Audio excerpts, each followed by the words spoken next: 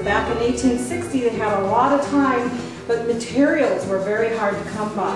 So they would reuse their clothes. If it got worn out on the hem, they would take the skirt apart, they'd turn it around so the bottom would become the top, and then would use it and wear it till it wore out. That's why having a dress like this is so unusual, because these have to be taken care of in order to come down to us 140 years later. What do we do with our clothes today? Goodwill, Salvation Army, trash. You know, how many of us save any of our clothes? And cotton especially deteriorates. I want to tell you about this dress. This is on a little patch. This brown dress was Aunt Agnes. It was made in Boston in 1864, so it's about 70 years old. I know you're calculating.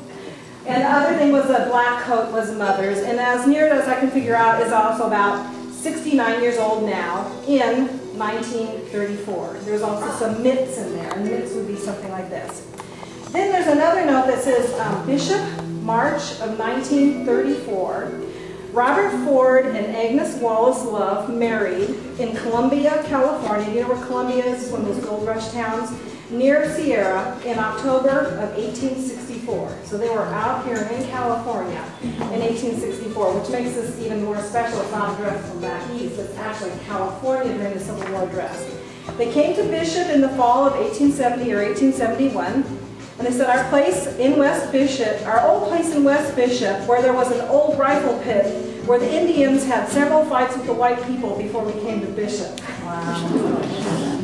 This dress is for Carrie after I am gone. It was Aunt Agnes Love's. It was made in the early 60s.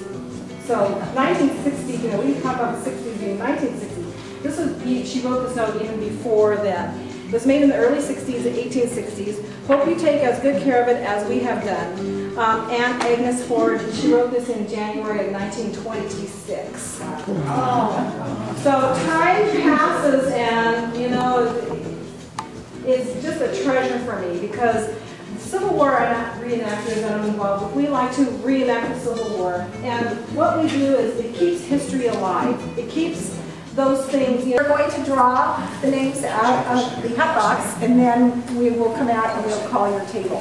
And then by table, yeah. One more thank you. I'd like to thank Stephanie. Oh, yeah. Thank you, Steph.